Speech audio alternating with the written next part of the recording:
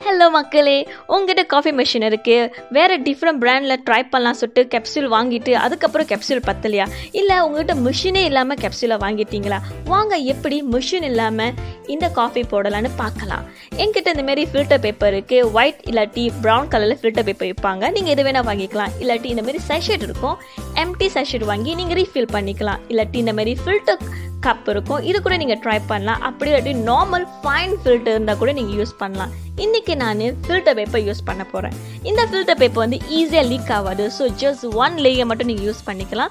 உங்களுக்கு ஜஸ்ட் இந்த மாதிரி ஃபோல்ட் பண்ணி விடுறதா இருந்தால் கூட விட்டுக்கலாம், இல்லை ஜஸ்ட் அப்படியே கூட வைக்கலாம். ஸோ இப்போ நம்ம என்ன பண்ண போறோம்னா, கேப்சூல் இருக்கிற ஃபர்ஸ்ட் லேயரை கட் பண்ணி எடுத்துருவோம். கட் பண்ணதுக்கப்புறம் உள்ளுக்கு இன்னொரு லேயரும் இருக்கும், அந்த லேயரும் தயவு செஞ்சு கட் பண்ணி எடுத்துருங்க. கட் பண்ணதுக்கப்புறம் காஃபி பவுடரை டைரெக்டாக இந்த ஃபில்டர் பேப்பரில் கொட்டிட வேண்டியதான்.